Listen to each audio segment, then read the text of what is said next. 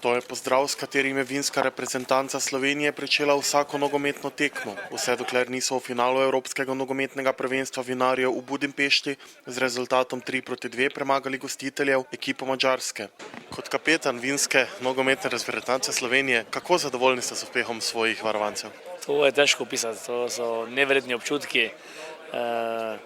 Ko stojiš tam na stadionu in se igra himna slovenska in jo vsi pojemo, to so občutki, ko se ne dajo opisati. In smo pa res ena taka družina, fantje dajo vsi vse od sebe, če enemu spodleti, takoj skoči drugi v zadnji in reši situacijo, da ne pride do zadetka.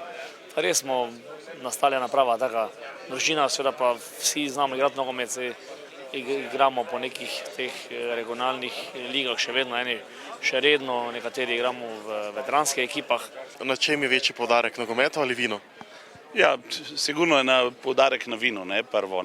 Potem je pa še nogomet zdraven kot dodatna, kot en hobi, kot eno druženje, kot tisto. Sigurno, zdaj seveda na Evropskem prvenstvu, mislim, da je bilo vseeno vino v spredju. Saj to je smisel našega druženja. Nam je tudi hobi vino in obiskati druge kleti, to gleda. Zraven pa seveda odigrati, ampak to resno potem odigrati. Seveda so bili tudi prej priprave, preden so bili trening tekme, preden smo šli na to Evropsko prvenstvo. V tem se vidi naše enotno.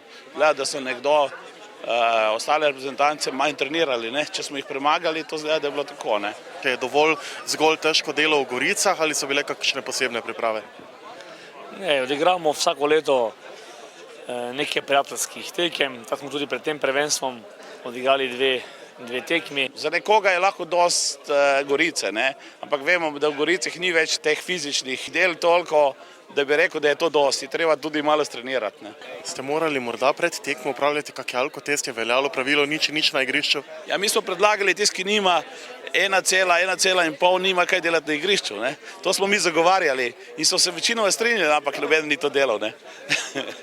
Drugo Evropsko nogometno prvenstvo vinarjev bo potekalo naslednje leto v Avstriji.